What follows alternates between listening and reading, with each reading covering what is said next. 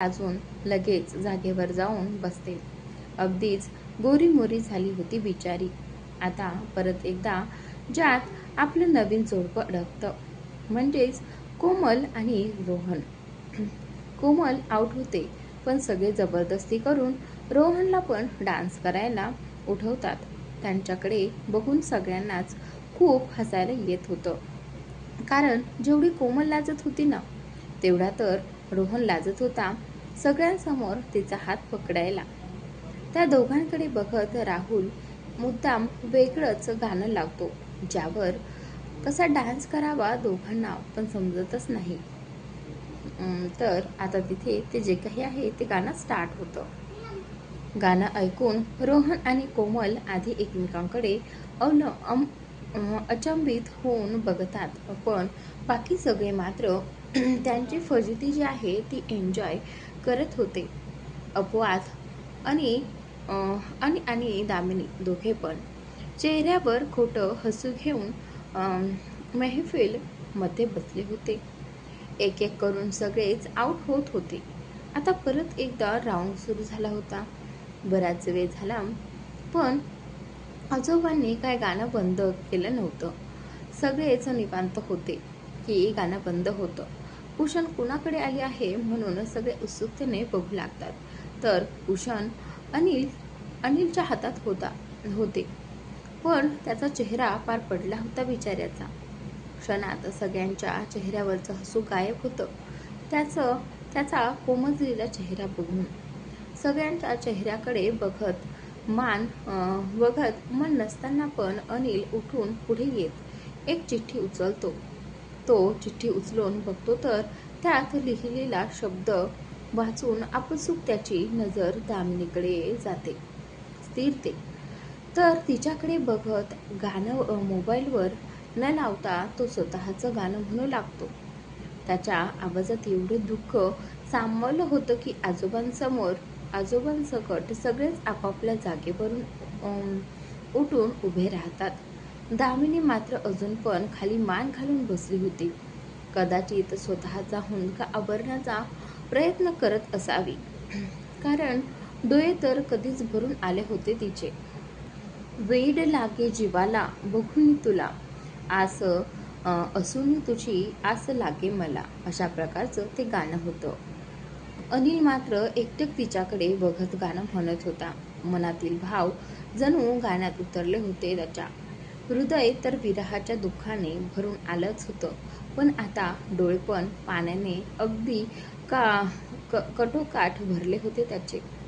रंग झालो तुझा रंगता रंगता, कुठल्या ओळी त्याला बोलताच येत नाहीत, कारण तो जशी शेवटची ओळ म्हणतो तसं त्याचं पाखरू भरल्या डोळ्यांनी त्याच्याकडे बघू लागतं. त्याचाही हुंदका दाटून येतो. नाहीच राहावलं जातं. क्षणात एवढा वेळ डोळ्यात अडवून धरलेलं पाणी गालांवर उघळतं. वर्षभरात येणारा विरह डोळ्यातून ओसंडून वाहत होता दोघांच्या पण. त्यांचंच काय, आता तिथे सगळ्यांचेच डोळे भरून आले होते. परिस्थितीच एवढी नाजूक झाली होती की त्यांनाही काही काय बोलावं, कसं रिॲक्ट व्हावं हे समजतच नव्हतं.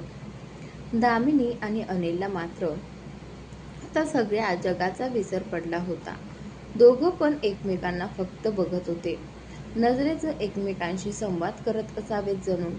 न राहून दामिनी जागेवरून उठते आणि पळतच आत घरात निघून जाते.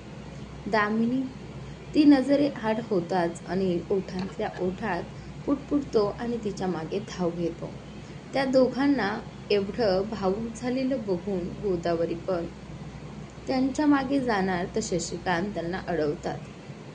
थांब गोदा, त्या दोघांना त्यांचा वेळ घेऊ देत. शेवटी 1 वर्षाचा विरहाचं दुःख त्या पोरांना पार करायचं आहे. हा वेळ जरी जगून घेऊ दे त्यांना. दोघांना एकटं सोड थोडा वेळ. शशिकांत बोलतात. अहो पण त्या काही बोलणार की आजी परत त्यांना अडवतात. गोदा, शशी बरोबर बोलतोय. त्यांना त्यांचा वेळ देऊ दे. आणि चला आता सगळे जाऊन झोपा जा. उद्या परत लवकर उठायचं आहे. आजी बोलतात तसे सगळे हो मध्ये मान हलवत आज झोपायला निघून जातात. पण मन मात्र सगळं अनिल आणि दामिनीकडेच लागलं होतं सगळ्यांचं. इकडे रूममध्ये दामिनी खिडकीजवळ खाली बसून गुडघ्यात डोकं घालून रडत होती. हुंदक्यावर हुंदके पडत होते बिचारीचे. अक्षरशः पूर्ण रूम तिच्या हुंदक्यांनी भरून गेली होती. अनिल तिच्या मागे मागेच रूममध्ये आला होता, पण तिला बघून तो दारातच उभा राहिला होता. कशी बशी हिंमत एकवटून ते तिच्या जवळ जायला लागते. तिच्या जवळ जाऊन तो पण खाली गुडघ्यावर बसत तिला आवाज देतो, दामिनी. त्याचा आवाज कानांवर पडताच दामिनी क्षणात त्याला जाऊन बिलगते. आता तिचं रडणं पण कैक पटीने वाढलं होतं. अनिल पण रडत होताच, पण त्याला माहीत होतं त्याचे अश्रू नक्कीच त्याच्या दामिनीला कमजोर करणार. तिला कडकडून मिठीत आवळत ते त्याचे अश्रू ढाळत होता, तर त्यांचं पाखरू त्याच्या कुशीत शिरून ओक्साबोक्शी रडत होतं. रडून रडून फार बेजार झालं होतं. बोलायची काही गरज होती का त्यांना? त्यांचे अश्रू एकमेकांना मारलेली मिठी सगळं काही बोलून जात होतं. डोळ्यातून वाहणारे अविरत अश्रू ग्वाही देत होते त्यांच्या येणाऱ्या विरहाची. दामिनीला सोडून सगळेजण परत घरी येतात. सगळ्यांचे चेहरे उतरलेले होते. नाही म्हटलं तरी सगळ्यांनाच आता घर खायला उठणार होतं, तेही दामिनी शिवाय. सगळे गाडीतून उतरून घरात येतात, पण अनिल मात्र अजून पण गाडीतच बसून होता. समोर व्हरांड्याच्या पायरी नजर अडकून बसली होती त्याची. आज त्याची दामिनी त्याला त्या पायरीवर दिसत नव्हती, जी तासनतास त्याची वाट बघत तिथेच बसून राहायची.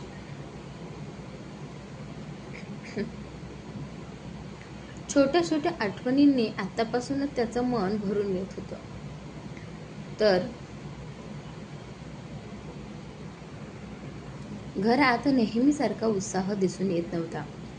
आजी आजोबा पण व्हरांड्यात बसून होते, नाहीतर त्यांची काही ना काही नाकझोप चालूच असायची.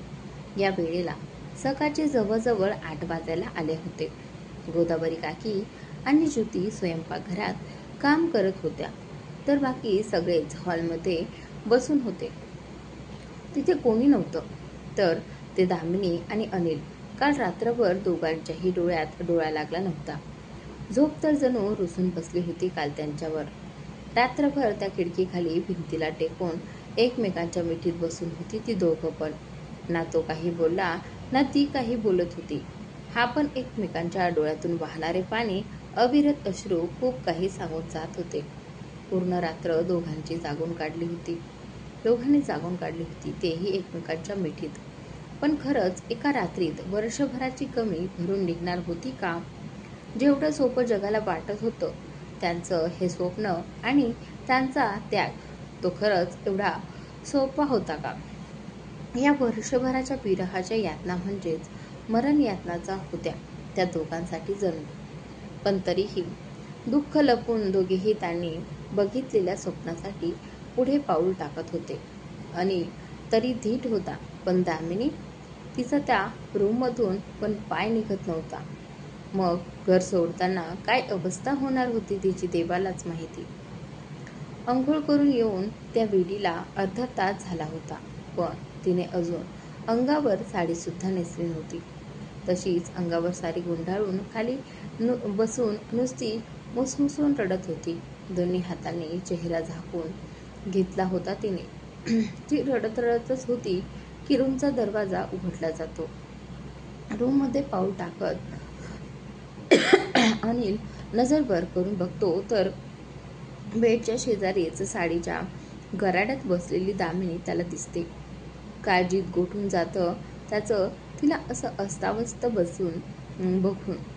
तसा तो पटपट पाऊल उचलून तिच्या जवळ जातो.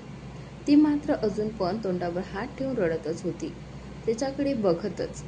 अनिल पण तिच्या शेजारी खाली बसतो. काय झालं दामिनी? तिला चेहऱ्यावरचे हात बाजूला घेत अनिल तिला अगदी हलक्या आवाजात विचारतो. त्याचा आवाज ऐकून दामिनी पण हळूहळू नजर वर करून त्याच्याकडे बघू लागते. तर मित्रांनो, आजचा भाग इथे संपलेला आहे. पुढील भाग पाहण्यासाठी चॅनलला सबस्क्राईब नक्की करा.